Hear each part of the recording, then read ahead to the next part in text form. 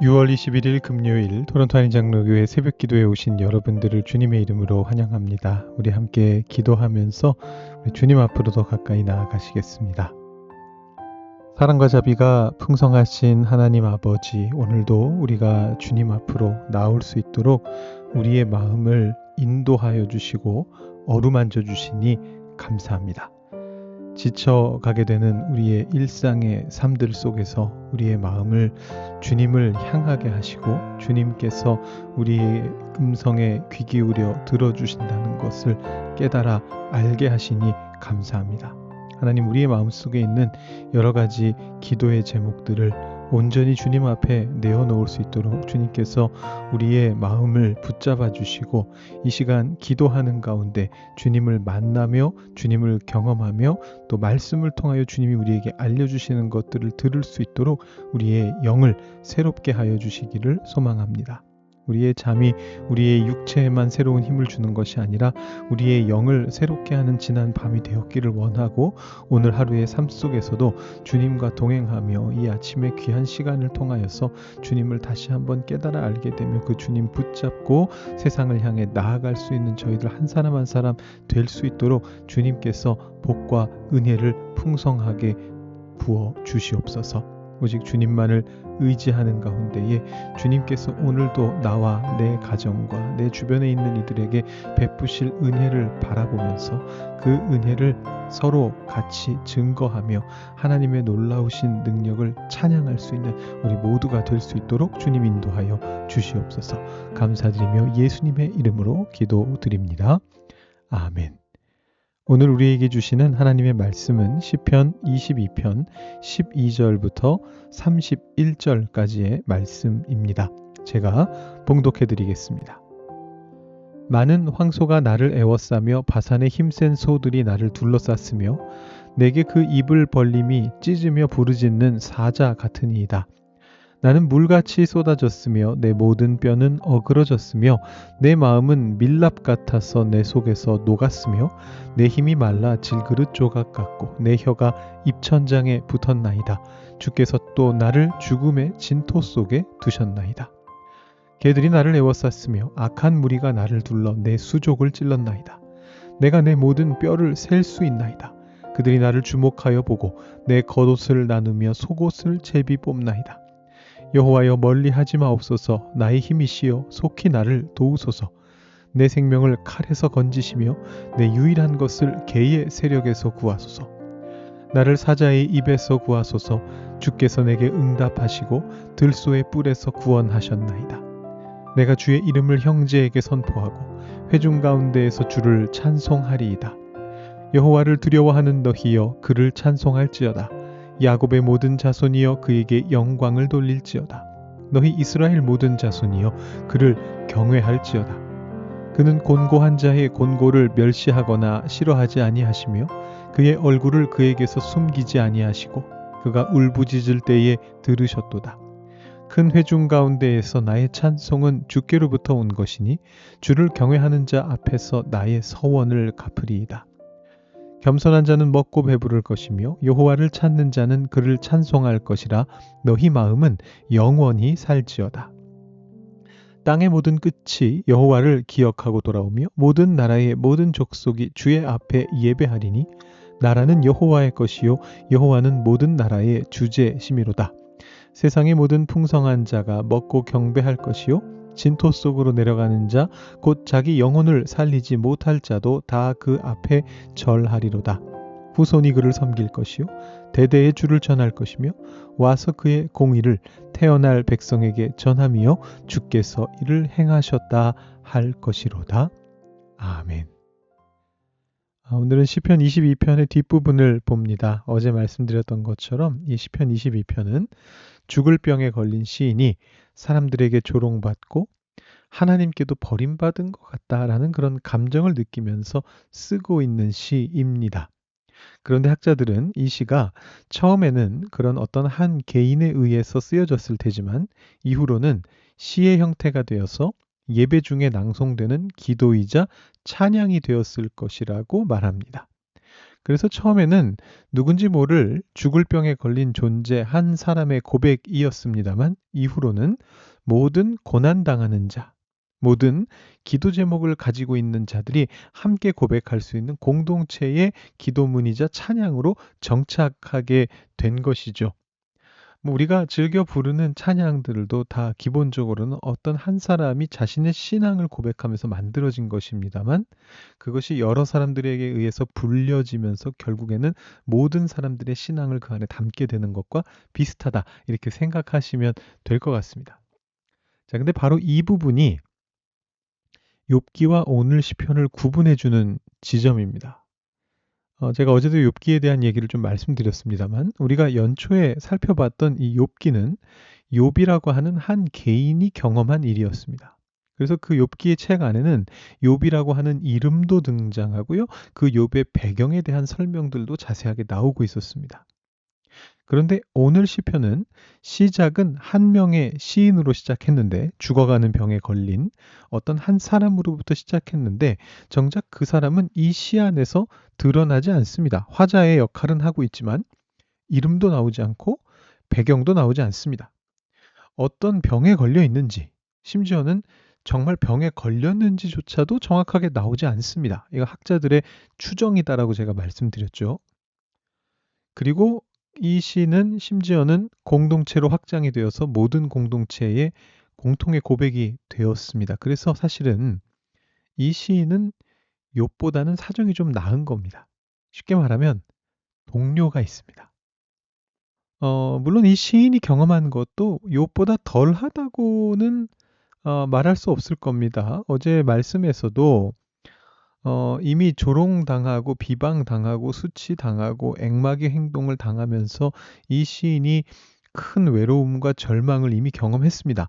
사람들로부터 단절되는 것을 경험했습니다. 그건 사실 욥이 자신의 새 친구들이나 아내나 뭐 이런 존재로부터 당했던 것과 별반 차이가 없어요. 그리고 오늘 말씀에서도 사실 앞부분에는 그런 내용들이 적혀 있습니다. 시인은 자신을 둘러싸고 있는 존재들이 자신에게 전혀 공감이나 위로를 해주지 못하고 오히려 자신을 비방하고 조롱하는 상황을 이렇게 묘사합니다. 오늘 말씀 12절 13절 보시면 많은 황소가 나를 애워쌌다. 여기 바산이라고 하는 지역은 이 지역에서 가장 덩치가 큰 소를 키우는 지역이었습니다. 그래서 그 바산의 힘센 소들이 나를 둘러쌌다. 또 그 다음 절에 보시면 사자가 나에게 입을 벌린다. 또 2절 더 내려가면 개들이 나를 애워쌌다. 이런 표현들이 쭉 나와요.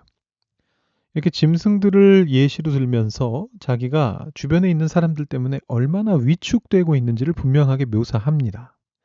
더 나아가서 이런 말도 나옵니다. 여러분 익숙하신 말씀일 텐데 18절 말씀 보시면 내 겉옷을 나누며 속옷을 제비 뽑나이다. 이런 말이 나옵니다.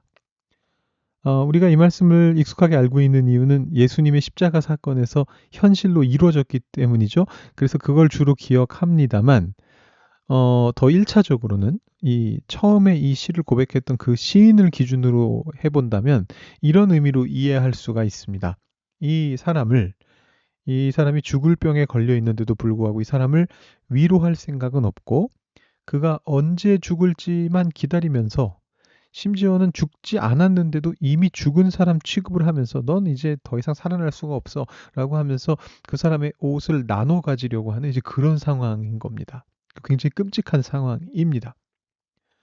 욥이 당한 것과 결코 나을 게 없는 그런 취급을 받았습니다. 죽음보다 더한 고통과 절망과 굴욕을 이미 경험했습니다. 그런데 어제 말씀 9절, 10절과 마찬가지로 이 시인이 28절의 말씀을 고백한 다음에 이어서 19절 이후부터 21절 상반절까지의 말씀을 보시면 다시 하나님을 찾으면서 기도합니다. 탄식만 하지 않고 기도를 해요. 그런데 여기에서 이제 욥하고의 결정적인 차이가 뭐냐면 이 시인은 기도에 응답을 받아요. 놀랍게도. 물론 욥도 가장 끝에 가가지고는 하나님을 보는 그 경험을 합니다만 이 시인은 정확히 뭐 얼마가 걸렸는지는 알 수 없지만 기도에 응답을 받는 장면이 나옵니다. 21절 하반절을 보시면 주께서 내게 응답하시고 들소의 뿔에서 구원하셨나이다. 이렇게 이야기를 하는데 앞의 내용하고 비교해 보시면 지금 확 분위기가 바뀌었다는 걸 보실 수가 있습니다. 애초에 지금 여기 동사 자체가 주께서 내게 응답하셨다라는 이 동사 자체가 완료형입니다. 히브리어의 완료형은 우리말의 어, 이 영어의 뭐 과거형하고 같다라고 보시면 돼요. 이미 이루어졌다라는 겁니다. 끝난 겁니다. 응답하셨다. 그래서 많은 학자들은 여기에서 이 사람이 뭐 기적적인 치유를 경험했다기보다는 지금 예배를 드리러 나왔고 이 사람이 제사장을 통해서 분명한 기도의 응답을 받은 상황이다라고 그렇게 해석을 합니다. 한나가 기도하러 갔다가 엘리 제사장이 한 말을 듣고 평안히 가라라는 말을 듣고 평안하게 돌아갔던 것처럼 지금 이 제사장을 통해 하나님의 말씀을 선포되는 그것을 통해서 기도의 응답을 받은 상황이다라고 이렇게 많은 학자들이 생각을 합니다. 이제 지금 아직 내가 병에 걸려 있지만 죽을 병에 걸려 있지만 상황이 반전될 것이다라는 확신을 가질 수 있는 그 무언가를 그가 예배를 통해서 경험한 겁니다. 그래서 하나님께서 먼저 응답을 하셨고요. 그 다음에 이걸 누가 또 서포트 해주고 있느냐 하면 이 예배에 함께 참여했던 회중들이 서포트를 합니다. 그것이 어디에 암시되어 있느냐 하면 22절 이후로 쭉 등장하는데 이 시인이 계속해서 자기가 같이 있었던 신앙 공동체에 있는 다른 사람들을 언급하기 시작합니다. 22절 보시면 내가 주의 이름을 형제에게 선포하고 회중 가운데서 주를 찬송하리이다. 형제가 등장하고요. 회중이 등장합니다.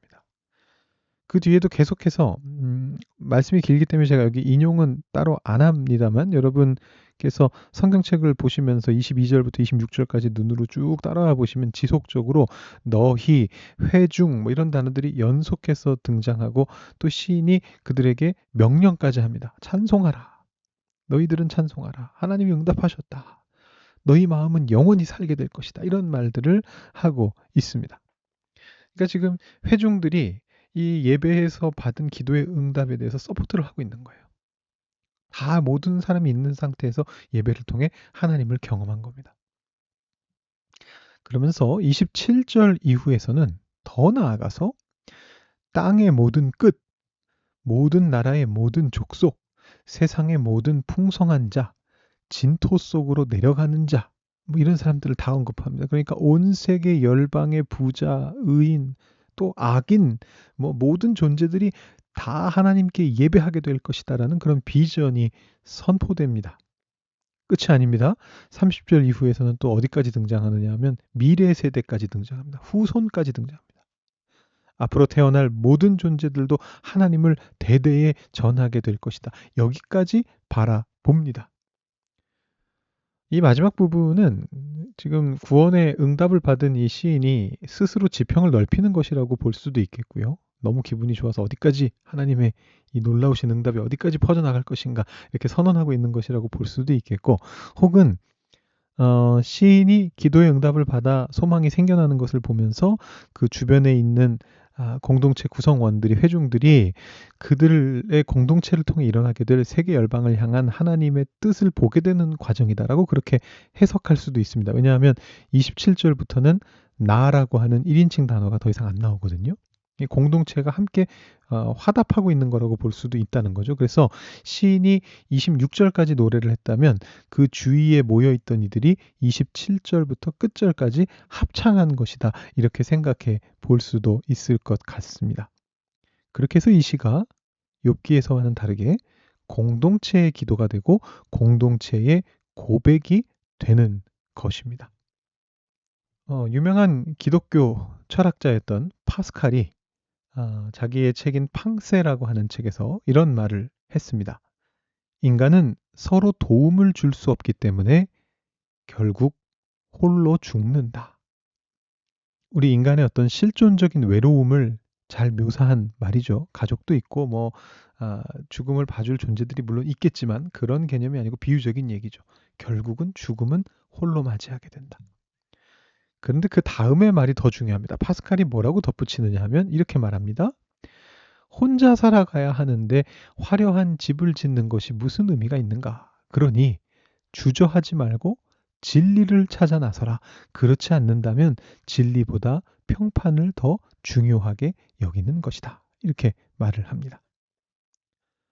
자, 죽음의 질고를 지고서 주위 사람들에게 비난당하면서 홀로 진리를 찾아 떠났던 이 시인은 마침내 그를 품어주는 공동체를 발견하면서 홀로 죽지 아니하고 함께 살아가는 길로 나아가게 됩니다. 그것은 예배를 통해 하나님께서 응답하셨기 때문에 가능했던 것이고, 또 그 예배를 진지하게 드리고 있었던, 마음을 열고 이 사람을 받아주고 하나님의 뜻을 같이 추구하고 있었던 그런 귀한 공동체가 있었기 때문에 가능했던 것입니다.